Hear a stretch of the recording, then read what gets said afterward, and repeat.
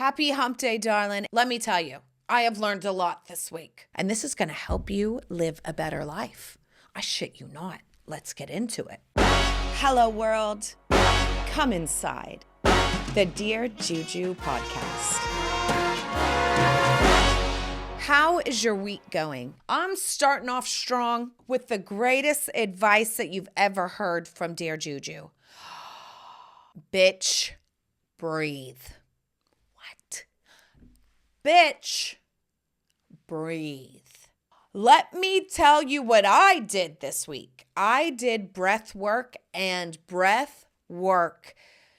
If you don't like taking drugs on a regular, you guys, breath work was like a mushroom acid trip. I was going through things mentally, physically, emotionally.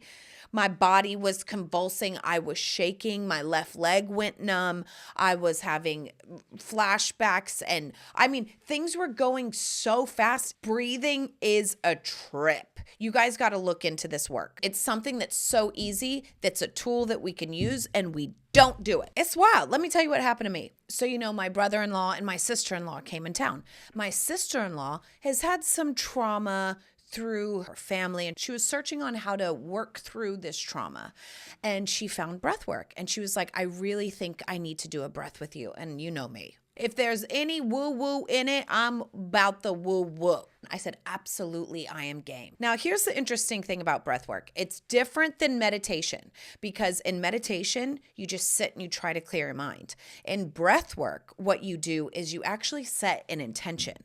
And I think this is really important, because what you tell your mind you want, it will find evidence for. That's what it is. It's a problem solver. So if you tell your mind you want to have a good day, it'll find evidence on how you're going to have a good day. If you tell your mind, I'm confident, I'm strong, it'll find evidence for that in your life. And vice versa. If you do the negative, it'll find evidence for that as well. So setting the intention I think is really important, because then your brain is also involved, in letting the subconscious come up, and then tying it to your intention to find evidence for it.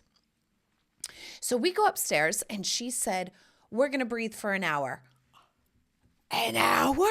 I thought 60 minutes. And she was like, yeah, an hour. And I thought, oh, Lord, this is decadent. How much would you love to nap for an hour, sleep for an hour, breathe for an hour? For a mother, this is major. Okay. And I said, oh, okay. I didn't think anything would happen. I was like, I'm just going to breathe. She was like, let me know if you have any sensations in your body. Let me know if you get hot or tingling. I want to hear what's happening to your body. Just raise your hand and she called it something, discourse, basically. Like, we can talk through it and just be very aware. And I'm like, no, it's going to happen. I'm probably going to fall asleep. I'm going to sit here, get 2 breaths in and go. That's what I thought. Okay. I'm like, mama needs a nap. I would like to share my intention with you. It's very interesting, because as Dear Juju, I want to spread joy and laughter through my domestic goddessness, cooking, cocktails, decor, right? That's why we're here. And because I believe that if you take control and spread the magic and joy and laughter in your life, in your home, that it'll just exude out into life. Kids that come from a good home have less anxiety, less stress, more confident in the workforce. So there's a ripple effect. And I've lately been feeling like I need to be energized on my mantra, if you will. And I was like, what is my mantra again? Like, why am I doing this? Because for me, if there's no intention, if there's no hook of love, I can't do it. You know what I mean? I never had a one-night stand. I know. I can't fake the funk, because I have to be really into you. And if I'm into you, I want to see you again. Let me tell you, you guys, you tap into your soul, your spirit, your divine connection. That is like a well of never ending, everlasting, always renewed, always sparkling. It started bubbling up. My intention was to re-energize my spirit and my determination and my consistency with Dear Juju by reconnecting to my mantra and reconnecting to my mission. And don't you know, the first thing that came up, I was 9 years old, making fresh pasta with my dad. He was rolling it out. There was music in the background. You put them on these little drying sticks before the KitchenAid. There was a cranker and then there was a dryer, and you would dry them and hang them. And that's where I was. And I remember the joy and the happiness that I felt. And I was like, oh yeah, that's why I do it. I do it so that in the home, you can feel and tingle and sparkle in your freaking happiness. And then hopefully that'll ripple into your life, that'll inspire others. And there's just magic in serving food. Like when you serve food or a cocktail to someone, one, you're in service. And I really believe that service is the key to happiness. Two, you're in community. And three, food and cocktails, let's be honest, it's the great equalizer. Kings, queens, heads of states, presidents, celebrities, what we all got to do.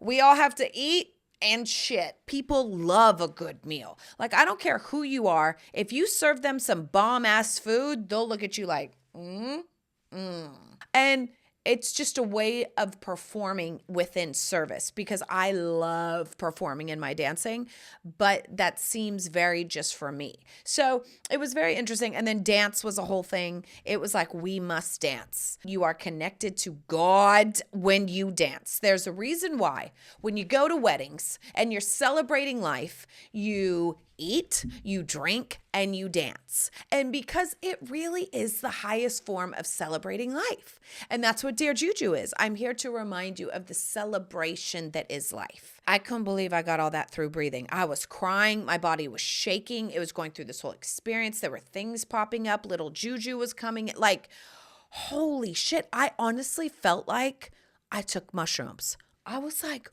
what is happening? So you don't got to take mushrooms, bitch, you got to breathe. That's it. Set an intention, breathe, tap in, listen, and then honor whatever comes. You're not supposed to clear your mind. You're supposed to honor what comes and honor the space.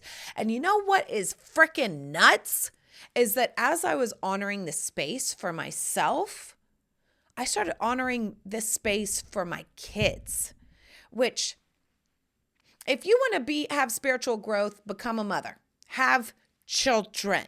Because the spiritual growth that happens with kids is not like any other. Because what you do for yourself is really a direct reflection of what you do for them.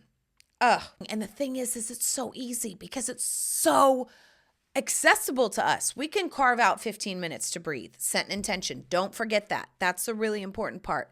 Set an intention, because what will come up in your breath work will connect to that intention. And then always have a journal so that you can write down what happens afterwards. And speaking of decadence, you guys, I am T-minus 1 week away from my grand family European adventure. I am so excited. We are going to Paris, Rome, the Amalfi Coast, and I have 14 days by myself.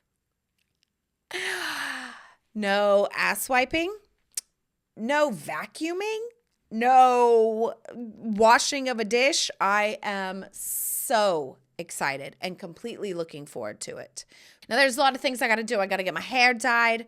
I got to get waxed. I got to get the nails back on. And I'm going to write down my itinerary and I'm going to share it with you guys. Because holy crap, I have been putting in so much work on my itinerary. Because here's the thing. I'm not really like a touristy kind of girl. I like to do the things off the beaten path, the things that you're not going to find. But I've never been to Rome, so I want to get some things out of the way, like the Sistine Chapel and, the Colosseum, things like that, so I can go, saw it, don't need to see it again. So when I go back, I can actually find the underground cool things that like the locals do. And I'm talking days and days of research. When you pay a travel agent or something like that, not until you do it and go through it do you really find out their worth. Because I've been putting together just London, Paris, and Rome, and then we hired a travel girl to suggest things for the Amalfi Coast. And now I'm like, oh my God, This is nuts because I want to have an itinerary so that we all know it's because it's my sister's 50th birthday and I don't want her to have to think. I want to be like, we have to be at the train station at this time because it's a 90-minute check-in process and we don't want to be late. I want to make sure that everyone knows. It's almost like I'm the tour manager of this vacation. And if I do the prep work now, then I can actually enjoy and have a nice vacation and not have to do it on the fly. So damn, I've been putting in a lot of work. Woo! And if you haven't been somewhere, I really suggest that you reach out to someone and get a good itinerary and get some good suggestions on where to eat. There's also so much available online. Like if you just use a hashtag, Paris nightlife, and then you can see what everyone's saying. But the thing about that is you have to follow it up online because a lot of these clubs and nightlife that they're saying have 1 star because the bouncer was freaking racist and like pushed a girl. And so it's like, oh, no. Like we don't want to go anywhere like that. So there's just so much freaking work involved. I have a question for you. What do you do before bed? Be honest. Do you scroll? Of course you scroll. We all scroll. My husband and I have started a new routine starting yesterday that I have found so lovely. If you want to fall asleep, read a book. I kid you not. It's hard. Plug in your phone, put on some white noise, and put your phone down and pick up an actual book. It's not easy. You want to scroll, you want to think about, you want to write a list of what you want to do tomorrow. Actually, there's a study that there's something about the way you read and when you put the words together, what it does to your brain is it actually does make it smarter and make it a little more tired. So it's important that when you're looking at a blue screen, what does that do to your brain? You are getting excited, you're doing images, and it actually races your brain. So really put down the phone. Okay, we got a lot to do here on Dear Juju this week. So yeah, pick up a book. Nothing will make you tireder than reading a freaking book. I read about 1 chapter and I'm like, I'm good. That's it. I need to close my eyes. And you know what book I'm reading? I'm reading about wealth management, how to become wealthy, keep it, investments. This is a complete blind spot in my knowledge. Domestic goddessness, decor, fashion, living your best life, absolutely. But can we live that best life if we are always anxious about money? No. You really can't. And I want to take the anxiety about money out of my life. So I need to know I am 42 years old and I want the next 10 years for me to put my nose to the pavement and I want to really get going on the money that I do have, where to invest it to get good dividends, what to do with that, because I really want the anxiety of money and money management to be gone. So I am reading The Algebra of Wealth, a simple formula for success by Scott Galloway. And already it's so good. It is so good. And I think it's really important that as we spiritually grow, we also change the way that we're thinking about wealth and thinking about abundance and thinking about security, because all of those things are things that I need to work through. And I'm sure almost every person needs to work through. What scarcity mentality do I have? What is blocking me? Is it a belief system? I know I'm fully competent because I look at other people who have what they have that have way more than me, multi-millions. And so clearly I'm missing some kind of information because I'm not putting into practice the things that you're doing that I know I could be doing as well. If you could do it, I could do it. I know nothing about the stock market. I know nothing about investing. I know nothing about, starting businesses and how to work with it. I really don't. I know nothing about it. And so I want to kind of pump up a little bit of that blind spot so that I can prepare myself for the life that I want to live. Okay, and this is my last tip. I know this podcast was a little bit different. She's not as funny because, honey, we've been going through the sludge lately. I don't know if you felt the energy of this week. But if you do have kids, the biggest advice that I want to give you is do whatever your kids do. So we were off for just 2 weeks, right? And the kids love to bounce on the trampoline, but who do they love to bounce on the trampoline with? Us. They love to ride their bike, but who they want to ride their bike with? Us. They love playing Hot Wheels. They love doing a puzzle. They love coloring, but who do they love to do it with? Us, the parents. And when you sit down and color, when you jump on the trampoline, when you go down the slide, when you ride a bike, the joy that you feel and the kid-like behavior is so beautiful, so lovely, and this is the reason that you had kids. And whether you know it or not, this is why you had kids. You had kids to reparent little you. That's why you had kids. So do what they do. Play what they play. If they want to do cartwheels, do a cartwheel. You know what I mean? Like, get back into the kidly spirit because it is so healing. Not just for you as an adult, but for the little you as well. And this is why you freaking did it. You sure as hell didn't do it for the company. Lord. So this is the reminder wrap up. Breathe, read a freaking book, and do what your kids want to do, okay? I swear if you do those 3 things, you'll go, oh my God, I'm having a little more fun. My brain is better. I'm happier. And that's what it's all about, honey, is living your best life. Now, with all that, let's get into some domestic goddessness. Okay, cooking. Have you ever put frickin' grapefruit in a salad? Yo, you know what my favorite French word is? I love French. My favorite French word, though, hands down, is pamplemousse. Grapefruit. Pomplemouse. Je m'appelle Pomplemouse. I'm like, if I ever had a dog, I would name it Pomplemouse. Hey, Pomplemouse, stop it. I think that is I love that word, Pomplemouse. Pomplemouse. I had a grapefruit salad this weekend and it was so absolutely divine and gorgeous that I was like, I need to make this more. So let me tell you how to make a grapefruit salad. Fennel, grapefruit, and then a lightweight green like an arugula or a watercress, or here we have like a lamb leaf that's really light and gorgeous. So with the fennel, take off the top, save the little fronds. They're really gorgeous for decorating. Slice the fennel really, really thin, set that aside. Pare out the grapefruit wedges and then some Parmigiano Reggiano slices. With the big side of the grater, give big, long, thin chunks. This is so lovely. And then here's what you're going to do for the salad dressing. This is my favorite salad dressing. White balsamic, Dijon, honey. That is the best salad dressing with olive oil, of course, and salt and pepper. Shake it, toss it, kind of massage it into the fennel. Make sure that fennel is extremely thin. You could, if you want, put some thin shallot slices on top and then fennel fronds. Absolutely. I think I would also maybe pick off some soft cheese and dop it on top as well, just to get in a little creaminess, and avocado as well. You could also add some pepitas, which I think would be really good for a little crunch. I'm so into it.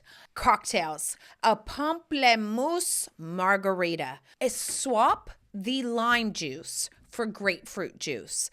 This is so beautiful. So let me tell you what you're going to do. You're going to squeeze a fresh grapefruit juice into like a Pyrex dish or something. Then what I want you to do is put agave syrup until it becomes the right perfect balance of sweet and tart, and mix it really well. So this is something that I actually do and I put together before. I don't build separately in the glass, this part. So once I get it tasting right, and I just add a little droplet of agave at a time until it all mixes together beautifully. Then you have your mix of freshly squeezed juice, sweet agave syrup, and then what's really good is you can make as much as you want. Like if you have friends coming over or having a party, that's something that you can do. You can juice 6 grapefruits, add agave nectar to it, get it to the right consistency. So then in your shaker, all you have to do is add the grapefruit mix, probably an ounce or an ounce and a half. Then I would do 2 ounces of tequila, shake that up really well, strain it, pour it in a tumbler over ice, and then add some grapefruit sparkling water on top, or a lime water, or just a plain sparkling mineral water if you want as well. I would garnish with the skin of a grapefruit. That is a grapefruit margarita, honey. Pamplemousse. Decor. As a maximalist, if you call yourself a maximalist, everything has to be a statement. I went over to my neighbor's house this weekend and they were so lovely and invited us over and it made us feel so great. My husband commented on their hanging lights. Their hanging lights, perfect for them, but it looked like they were old glass jam jars that someone flipped over and drilled a hole in. My husband was like, wow, I really like these pendant lights. And they were like, oh, thanks. They were like $5 on eBay. Thinking, yeah, because they're old jam jars. And he was like, yeah, they're really cool. They're about this big. And I debriefed with him afterwards. And I was like, what was that compliment on their hanging lights? Like, what are you talking about? And he was like, I thought they were cool. He said, not everything has to be a statement. I felt like the wind was just knocked out of me. I said, what? He said, not everything has to be a statement. I said, have you lost your goddamn mind? Do you know who I am? I am manifestation decoration. What does that mean? I have this one life to live. I got this one life. I'm going to, everything, if I have control over it, of course, what I look at, I want it to be beautiful. I want it to have a statement. I want my life to be a statement. Therefore, I want to be reflecting back at me the statement that I want to see. And I want it to be grand. I want it to be beautiful. I want it to be glamorous. I want it to be just gorgeous because I want to have a gorgeous life. And that is the statement that I am reaffirming in my space. This is why I created manifestation decoration.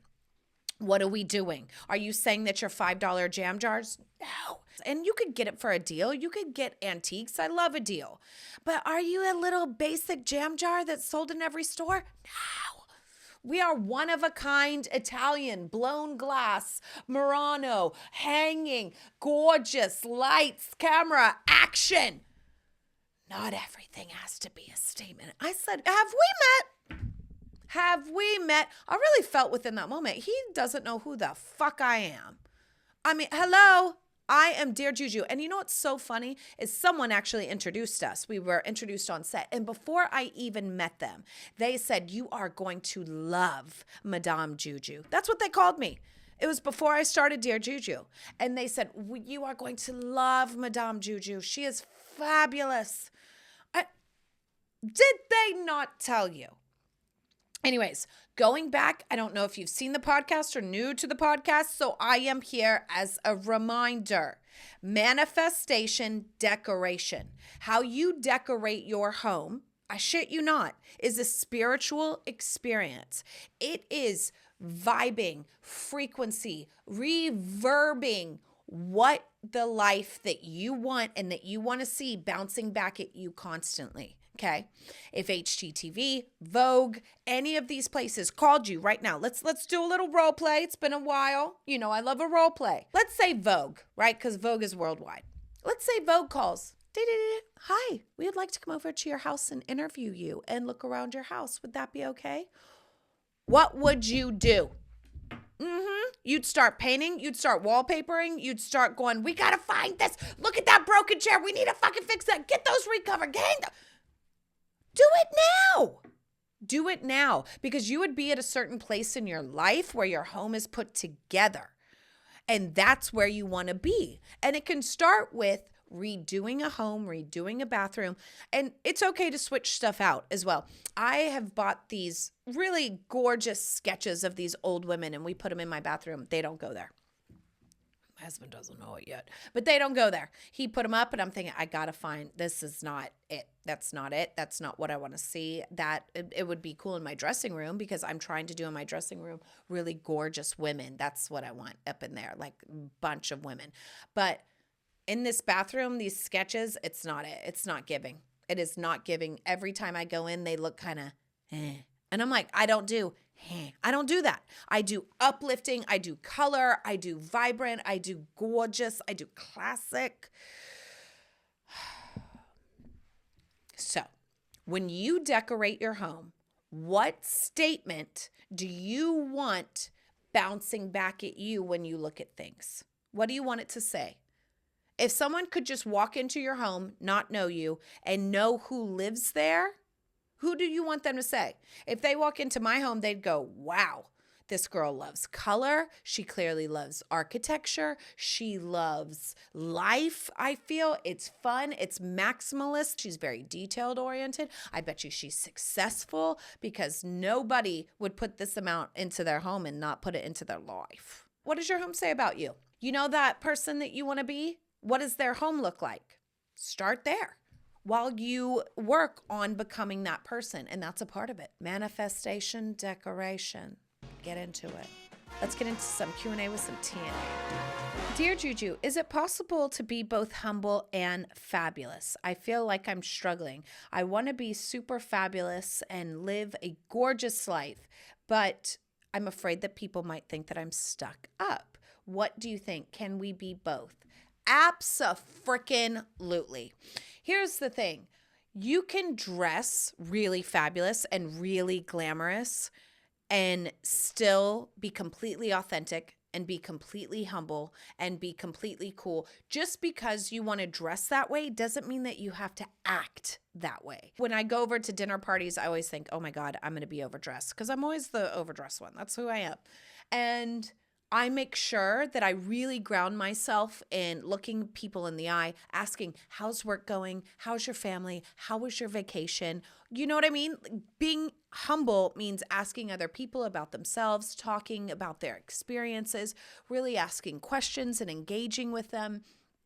And it's important that you don't fake the funk. If you're a humble, authentic, and honest person, stay that way.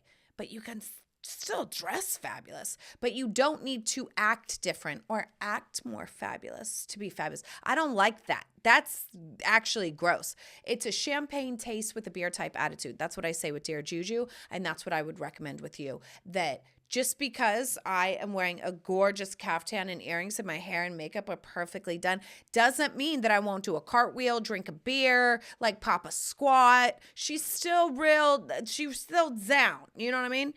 So you can dress the part, but you do not act the part. And that's something that's really important. Dear Juju, I want to change careers, but everyone keeps telling me to quote unquote be realistic. I'm in my 40s. Do you think that I should listen to these people or go with my Delulu dream?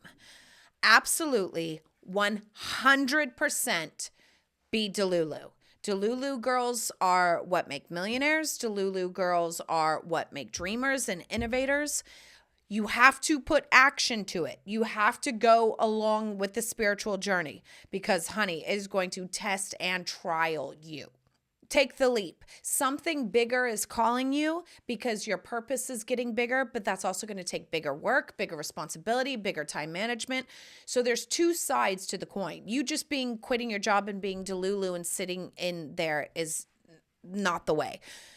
I saw something, I think it was from Hoda, CBS, NBC, Hoda. You know Hoda from the she on Good GMA? Who knows what she's on? Hoda. She said something that was really interesting. Tell Chat GPT who you want to be. This is what I want. This is what I want to be. Make it a whole paragraph. Then it'll say, wow, fabulous. And then you respond, can you get me on a schedule of action to become this person? Then it will actually give you a schedule. Then you can go in deeper. Can you give me a day-by-day routine? And it will. So be Delulu, get clear on what you want, and then ChatGPT is a great assistance to putting together an actual schedule to keep you on track. Am I Team Democratic? Am I Team Republican? I'll tell you what team I am. I am Team Delulu. Our Delulu girls is a spirit finger. We do spirit fingers because we Delulu. I am Team Delulu. Bitch, be Delulu. Get your dreams. Get your life. This is what I'm talking about. This is why we have to focus on wealth management, what that even means. If you have $500, where to invest to squeeze the most juice out of it so we can make our dreams a reality. If other people can do it, you can do it too. Let me tell you who I'm following, who really kind of triggered all this for me online on Instagram is No Budget Babe. She is gorgeous. She's beautiful. She started off $40,000 in debt, and now she has over $5 million. And so I'm like, if you can do it, I can do it. So I am just like, that's it. I've decided I want to be a multimillionaire and I can work hard and I can do it. Dear Juju, I have a question when it comes to etiquette online. Okay. What's your rule for when to ghost, block, or politely decline with a thank you? What do you do in different circumstances when you need to set a boundary? First of all, I never ghost people. I think ghosting is immature. I think it's rude and I think it's gross. And anyone who ghosts, I actually then decide you don't get a seat at my table anymore. Because if you can't confront the situation and talk about it, or even call me and say, I need a little bit of space. This is kind of really pulling some things up for me and I just need to take a beat. Great. Take 5 years. I don't give a fuck. But the fact that you just ghost me, you don't get a seat at the table anymore. I don't want to be treated like that, and I would never treat anyone like that. So I don't want to have anyone in my life who would not treat me the same way that I would treat them. I treat them with dignity, honor, and respect. And if they can't reciprocate that, then there's just no place anymore. It's just, we all ain't got time for that. Definitely, I think the hardest thing is when it comes to dating and friendships. Nobody wants to confront the situation when it gets icky. No one wants to say, hey, thanks, but no thanks. Hey, I'm not doing that. I mean, it's the golden age of the rule, right? Treat people the way that you want to be treated. It sounds so easy. It sounds so simple, but it really is how I try to live my life. And I fail at it a lot, of course. But if you wouldn't want someone to ghost you, if you would want them to tell you the reason, or if you wouldn't want them to treat you like that, then just don't treat others like that, It honestly heals our world whenever you do the stuff that's hard. It does. It really does. I know that sounds woo-woo and kooky, but that's why you're here, okay? For the woo-woo and the kooky. And speaking of that, you're a star. Don't forget it. Act like it. Dress like it. Decorate like it. Decorate like you're the star that you are, okay? Oh my gosh. Just so you know, I will take a 2-week break when I'm on my vacation to reinvigorate, but definitely follow along online on Instagram. I'm going to be posting everything and more. I'm going to be writing down my itinerary so you can have my European adventure as well. All right, I'll see you next week. I love you and I'm out. Mwah!